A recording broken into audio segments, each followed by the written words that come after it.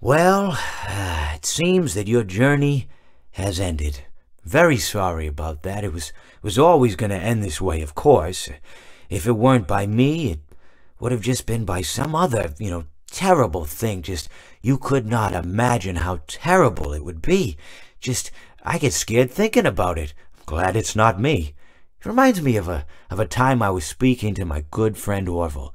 We were sitting on a park bench watching the pigeons.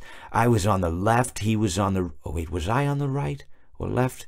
Anyways, it doesn't matter. We were sitting on there watching the pigeons. And I said to Orville, "Friend, those birds are frozen." And he kind of looked at me like I'd lost my mind. But I reminded him that it was winter, and often birds will sit in a tree until they freeze.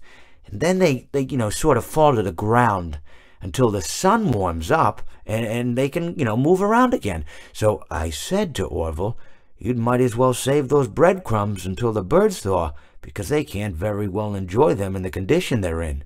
To which he asked what I meant, and asking what condition the crumbs should be in before he threw them to the birds, assuming that I meant the birds couldn't enjoy the breadcrumbs in the condition that the crumbs were in, when in fact I had meant the birds could not enjoy them in the condition that the birds were in, considering that the birds were frozen. So he took a moment and then threw his last handful onto the ground. I said to him, "Orville, why did you throw the breadcrumbs to the birds when I just told you they're frozen?" To which he responded, "The breadcrumbs are not frozen." Again, misunderstanding my words. I didn't mean to say that the breadcrumbs were frozen when I said I told you they're frozen. I'd been referring to the birds. In hindsight, what I should have said was, and this would make perfect sense, "Why did you throw the breadcrumbs to the birds when the birds are frozen?"